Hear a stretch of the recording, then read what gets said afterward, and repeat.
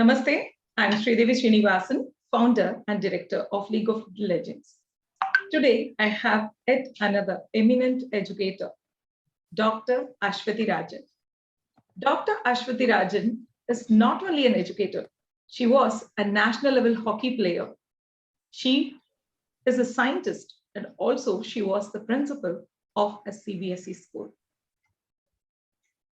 Now, let's have a small talk with her. Hello, ma'am. Namaste. Hello, namaste. Thank you for having me here. Thank you, ma'am. Thank you for taking your precious time for me. Thank you. What do you think about early childhood literacy? How important is it in a child? Yes, for me, early literacy is about developing reading, language, and even communication skills in children during their early ages. And these are very important things to become a lifelong learner. So if you take a toddler who is learning and exploring the world, these skills make a child ready to learn for a future, for his or her future.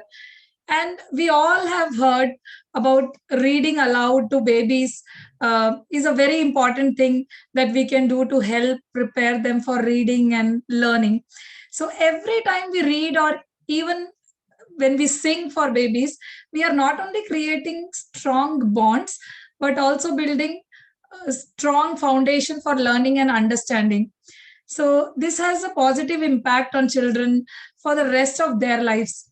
And these initial years of their life, they are very critical for a child's brain development also. If you see scientifically, if brain is not stimulated, or in simple words, if it is not activated during this critical period, so learning becomes much more difficult in the later stages of life. Even if you provide a positive learning enriched environment, if the brain is not stimulated in the early years, it is not going to help them. So it is very important. The early childhood literacy is the most critical period or critical thing which you can gift a child, actually. Absolutely. That's exactly what we are trying to say through this book as well. Learning to read can happen later as well, but it doesn't reap the same benefit as it reaps, when the child is learning it from the early childhood. So that's very, very strong, and they learning becomes very easy for those children as well. Thank you so much for the answer. You are an eminent educator. What are the difference you see in the children who have reading habits and those who don't have? Yeah, so during my teaching career, I have seen this, that kids who had early childhood literacy are more inclined towards a positive learning environment, and they tend to learn faster and show signs of successful development faster as compared to the other children who tend to stay behind throughout their school years. So it is something which I have observed during my teaching career. And if children struggle during that phase with reading, they struggle with learning throughout their life. And this is also very important for their self-esteem. In later stages, it becomes a question of their self-esteem and building a strong or resilient resilience to avoid bad habits and even resist peer pressure. So it pressurizes them or pushes them to a different or a difficult dark zone where they are not happily accepted in a learning environment which they are having around. And finally, it completely devastate their childhood. So I feel the early childhood it just lays a very strong foundation for a lifelong learning for a child, and it makes them open-minded, and they are more they have this acceptance towards many things in their life. They can design their future in a better way. They have a better perspective. They can explore many things in the world. And obviously, it makes the child more compassionate, more kind, more empathetic. So these things are always there, which will help a child to become a better citizen in the future. So which definitely of a child is not having, if the child is not having that kind of strong foundation, is lagging behind because of these points. So I strongly feel that difference in children.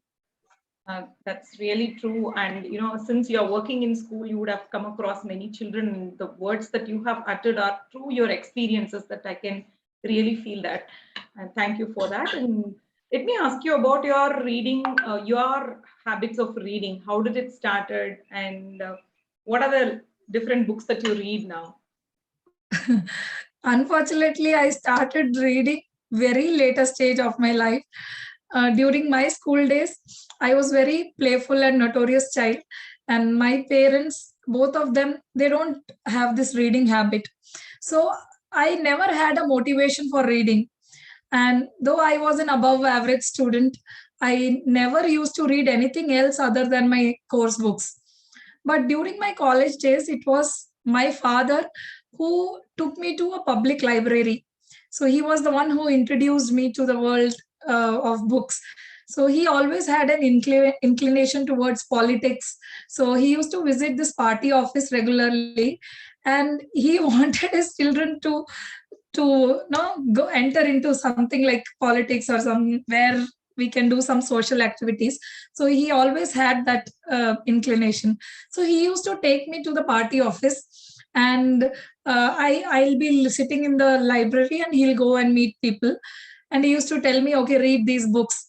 So I started with that. I used to read books of some leaders, Indian freedom fighters like Karl Marx, Swami Vivekananda. Those books I read, books related to our independence, struggle of Indian independence, all those things.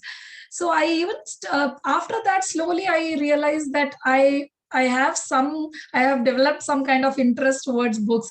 So I even started going to public library near to my home, and that's how slowly the interest increased. And I even, the first book I remember which I brought home from the public library was Wings of Fire by, yeah, Abdul Kalam. So that was the first book. And then I started reading more books, different types of books. That's how I started. That's amazing to know, and I can now see how you are inclined towards social activities and all that, right? So those seeds were sown earlier in your, in your early days itself. So that's something fantastic. Ma'am. Can you tell me about, how this reading is helping you in your life? You are absolutely a doctor, so how does it help you in your life? Yeah. Reading actually played a very important role in building a strong foundation in my life. As I said, the kind of books I started with had a very strong impact on me and my thinking. My favorite genre is biographies of leaders and self-help groups. Self-help books. So I strongly believe that we can learn a lot through their life experiences, their life stories. If they can motivate and inspire you, then why not? So I used to go for such books, and such books have given me a very different kind of perspective on society and people. It always gives me a hope and courage also to do something different, because I know there are people who have fought for our country, who have brought some change in the world. So they were real, they are real people, so not a character of a fantasy or something like that. So I know that it happened. So I also have that hope, and I live on their principle to be the change. And the books are the main reason to have that belief in my life. So I have built a strong principle for myself in my life, that okay, nothing is impossible, I can do anything. Only thing is I have to be consistent, and I have to follow some principles which they and great leaders have done it. So it really motivates me and inspires me for doing things. So that's a very strong impact which I have on my life, and certainly it is because of the books which I read and during my initial stages. Yeah, Yeah. that's something amazing to know about. And, we get influenced by the leaders or anyone who is not living in the society, or we are not closely associated. All this because of the books that we read, we see the life through the books. That's something amazing. I think we should definitely, focus more into giving reading habits to the children. And our book, Mindful Ways to Raise uh, Confident Readers, is going to give a lot of tips and ideas to the parents to what are the things that we can do at home. Simple things that we do at home will have a huge impact on their reading ability, or turning the reading as a lovable habit. So that is what is the book is all about. And you know about my work, and you have been closely watching what is going on. And how do you think this book is going to benefit the parents and educators? Yeah, I am actually a witness of your work, so I can vouch for it. As a child, I always have missed some very important things like developing reading habit at very early stages. So neither my parents knew nor did I had a clue about it. So years later, when I became educated and I am well aware of many things happening around me, but still I'm not very sure about the best practices I can, which can help me and my child to develop that reading habit. So now when I am a parent of a 10-year-old child and a 3-year-old kid, I see some cues in my children. So when my elder one reads, the younger one, she takes her book and sits with her sister and starts reading. I mean, she acts like as if she's reading and doing some serious work. So I can realize that these kind of small actions or habits can actually make a huge difference in their lifestyle. So I'm sure that this book, Mindful Ways of Raise of Confident to Raise Confident Readers, so will be a guide to parents and definitely to educators, to teachers.